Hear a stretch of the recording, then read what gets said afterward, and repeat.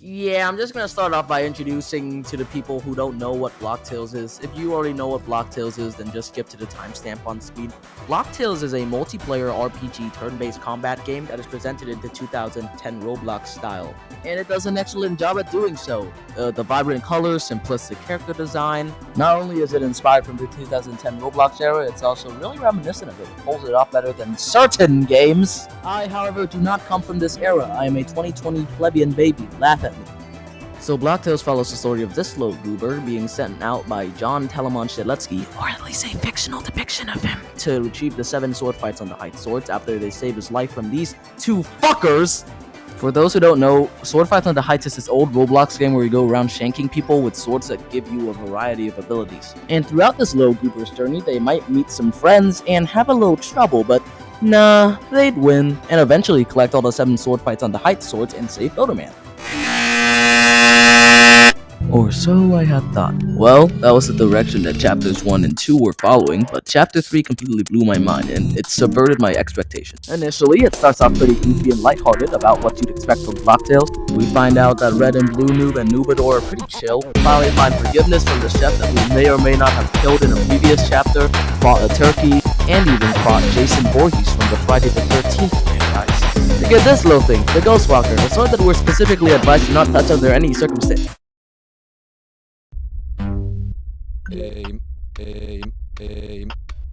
I just want my fucking sword, bro. I'm not gonna spoil the entire thing here. Go try it for yourself. Alright, now on to the theory. I'm just gonna need you to observe this gameplay footage right here.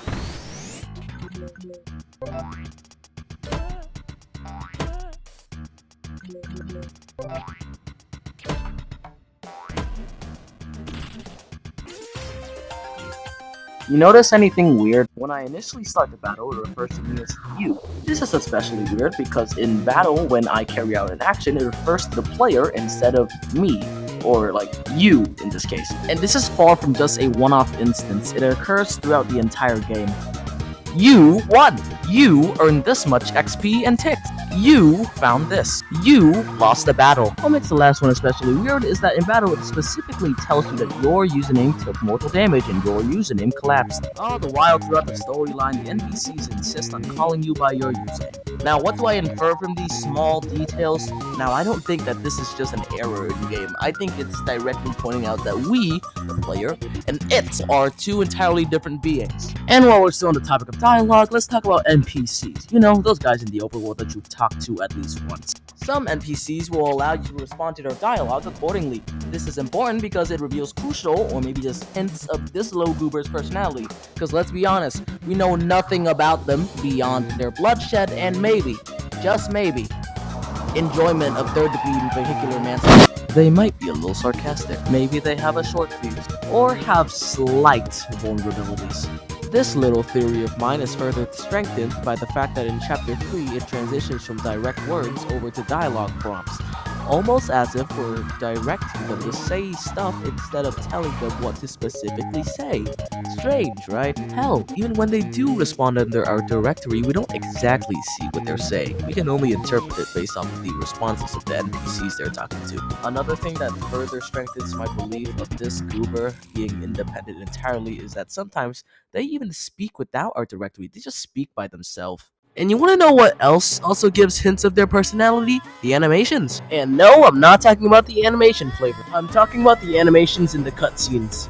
For example, just from the fact that they're shocked that the ghost chef's unsettling request for dust as an ingredient shows that they are in fact not immune to disgust. They might be a bit of a hater considering how hard they locked in when they saw this turkey, and they could be a chill guy who low-key don't give a fuck considering how they just stood there and watched as a plant bursted out of a guy's chest and turned him into a monster.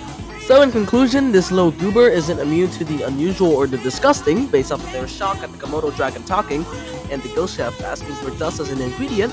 They might be a little impulsive or impatient since a considered option of theirs when Mayor Monty fell asleep mid-conversation is to explain bruh.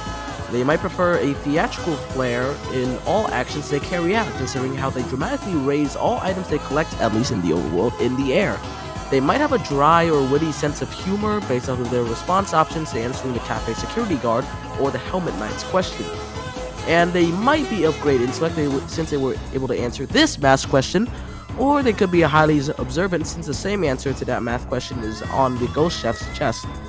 And to that I ask, what were they doing looking at his chest? And now we get into the juicy part of my theory, Chapter 3. I have been dying to get to this part, bro. Like, oh my god! So, turns out touching the Ghost Walker doesn't kill you. It sends you to this little place in your mind called the Dream World. Now, I could just ramble on and on about how amazing everything in this area of Chapter 3 is, but remember what this video is for. Presenting my theory. So if you want to experience for yourself, go play the game. Here we get to see a much deeper level of our goober and understanding them. Because hey, we're not exactly there, are we? We're only controlling them to go through this place after all.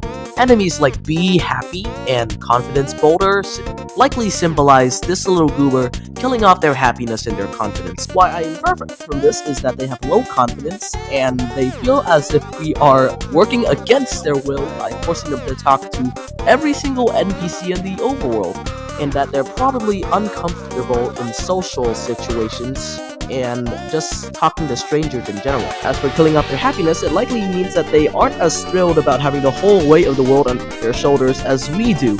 You know, wielding ancient relics, saving Builderman, and actually killing people. Yeah, I'd be traumatized as fuck too. However, I'd also like to go as far as to say they're dissatisfied with their existence themselves. Why? Greed. Their greed isn't just the direct greed of wanting more ticks, it's also their greed for power. Case in point, the Iron Sword and the Hyper Ball. While yes, we are the ones who directed them to even take those weapons in the first place, I am interpreting that our greed is rubbing off of them, and they are slowly gaining our tendencies for more power. Hell, we dedicate hours to trying to find the quote-unquote perfect build, all to chase power. They want to make a difference in this world. They want their actions to make some sort of impact. Which brings me to the next driving force of these feelings, solitude. I mean, just take it into perspective. They spawned out of nowhere in some stranger's hotel bed. They quite literally have no background, no identity, and no true friend that they can actually talk to. Every single person they come across on their journey, they're just passerbys. No one truly understands them on a personal level. And even people who do understand them on the personal level, like at least in theory, they're nowhere to be seen. No parents, no friends, no neighbors, no teachers, no feelings of happiness. And it all amounts to the fear of being unable to save Builderman. The fear of being unable to prevent whatever future they witness that involved Builderman getting kidnapped. The fear of failing Shedletsky. The fear of failing everyone. The fear of dying alone. Even when the stakes are high, you continue to control them to do whatever it takes to collect the swords. But, as I said before, they still fear that they won't be able to make any difference in the world. That they shouldn't even try at trying to retrieve the swords. That they should just lie there and do nothing. As Blocktails puts it, one is not born with fear. It develops from life experiences that scar them forever. So, just from the fact that they're supposedly from the future, I infer that they have gone through this before. They have failed to save Builderman once, and they've seen the consequences of it. Consequences that they cannot tell anyone. So they decide to try and fix their mistakes. And all those factors of their developed need for more power, their feelings of isolation and solitude, and their fear of failure, it all amounts to their hatred, their self-loathing of themselves. Their hatred for those around them.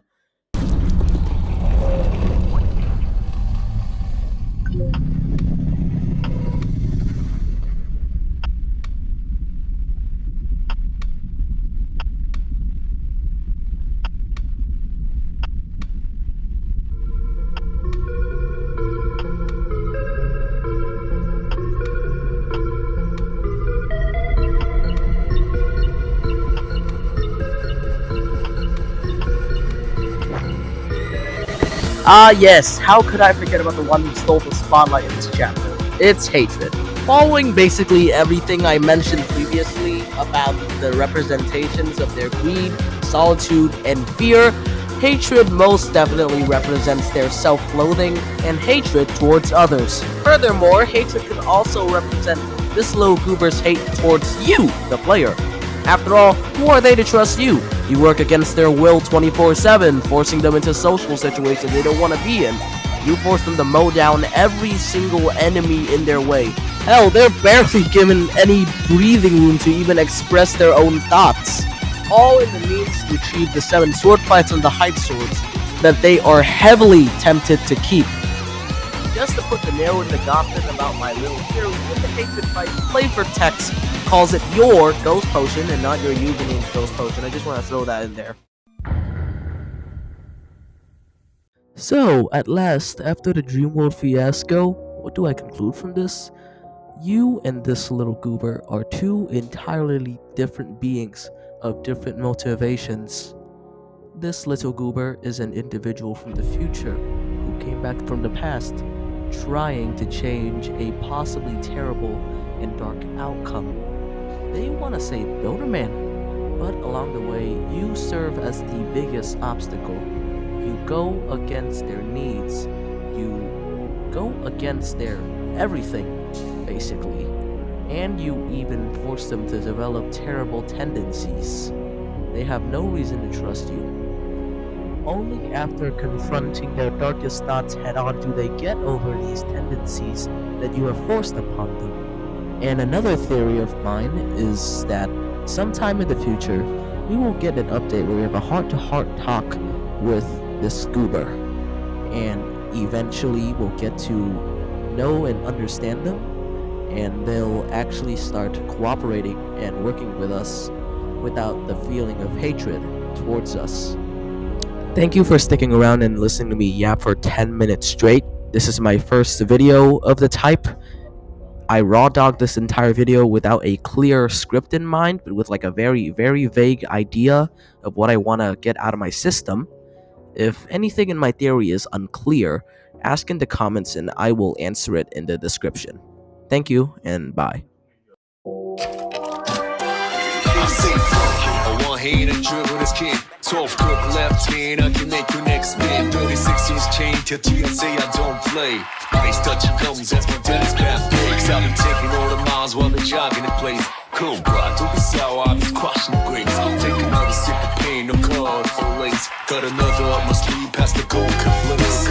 Just wanna take 30 seconds to split. Smoking like a Pinto or a lab experiment. I'll be calling go to shots, be it Curry or Kobe. I got a fast tongue, so I know you girl know me.